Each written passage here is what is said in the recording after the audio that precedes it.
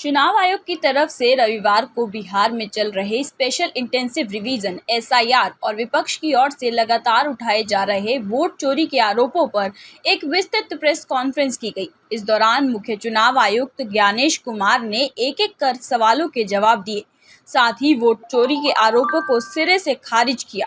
उन्होंने कहा कि वोटर लिस्ट में 2 बार नाम आना और किसी मतदाता को 2 बार वोट डालने दोनों अलग-अलग बातें हैं। इसके अलावा प्रेस कॉन्फ्रेंस के दौरान ज्ञानेश कुमार ने बिहार में स्पेशल इंटेंसिव रिवीजन को लेकर उठे सवाल पर भी जवाब दिए। उन्होंने कहा कि बिहार में चुनाव से पहले ही वोटर लिस्ट में सुधार जरूरी था और इसी वजह से अभी ये रिवीजन किया जा रहा है। इसके साथ ही उन्होंने सर्वे से जुड़े आंकड़े साझा किए और इसकी अहमियत के बारे में विस्तार से बताया। मुख्य चुनाव आयुक्त ज्ञानेश कुमार ने कहा कि बीते 20 सालों में हर साल वोटर लिस्ट का एक रिवीजन होता है, लेकिन बिहार में चल रहा स्पेशल इंटेंसिव रिवीजन इसमें अलग है।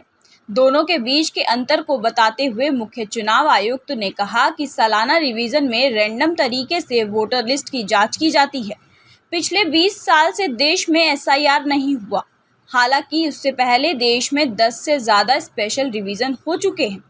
बिहार में क्यों हो रहा है स्पेशल रिवीजन? उन्होंने कहा कि एसआईआर की खासियत ये है कि इसमें वोटर रोल की संगत जांच की जाती है और उसके लिए एक गणना फॉर्म भरवाया जाता है और जब हर मतदाता उस फॉर्म को भर कर देता है तो उसी हिसाब से एक फ्रेश वोटर लिस्ट तैयार की जाती है।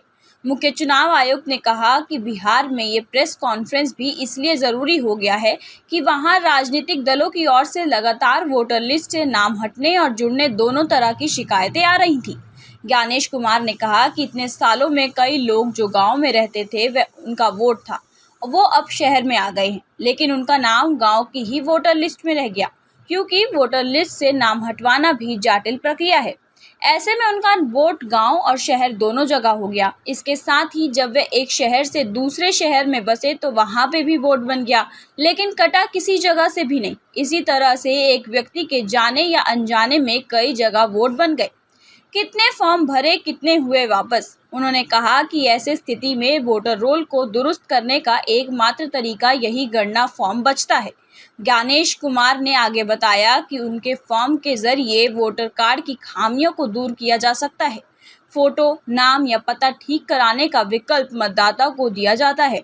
मुख्य चुनाव आयुक्त ने बताया कि एसआईआर में डोर टू डोर जाना पड़ता है। बिहार में हमारे करीब 90,000 से ज़्यादा बूथ लेवल अधिकारियों ने 7.79 करोड़ वोटर्स के घर जाकर एक-एक व्यक्ति को ये गणना फॉर्म दिया। इस दौरान जो लोग मृत पाए गए या फिर जो लोग किसी जगह शिफ्ट हो गए हैं, वहां उन्होंने फॉर्म भर दिया था। ऐसे लोगों से फॉर्म वापस नहीं मिला। इस तरह 30 दिन के भीतर 7.24 करोड़ फॉर्म वापस हासिल हुए।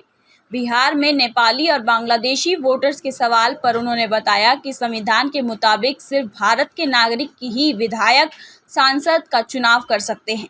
किसी अन्य देश के नागरिकों को ये अधिकार नहीं है। अगर ऐसे लोगों ने गणना फॉर्म भरा है तो एसआईआर प्रक्रिया में उनकी पात्रता साबित करने के लिए कुछ दस्तावेज मांगे गए हैं, जिनकी 30 सितंबर तक गहन जांच होगी और ऐसे केस में गहन जांच के दौरान ऐसे लोग पाए जाएंगे जो हमारे देश के नागरिक नहीं हैं और निश्चित तौर से उनका वोट नहीं बनेगा।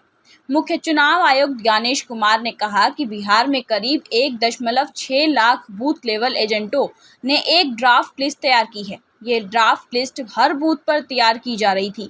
सभी राजनीतिक दलों के बूथ लेवल एजेंटों ने अपने साइन के साथ इसे स्थापित किया है। साथ ही मतदाताओं ने कुल 28,370 दावे और आपत्तियां भी पेश की हैं। उन्होंने कहा कि चुनाव आयोग के दरवाजे सभी के लिए हमेशा खुले हैं। जमीनी स्तर पर सभी मतदाता, सभी राजनीतिक दल और सभी बूथ लेवल अधिकारी मिलकर पारदर्शी तरीके से काम कर रहे हैं, सत्यापन कर रहे हैं, साइन कर रहे हैं और वीडियो प्रशासनता पत्र भी दे रहे हैं।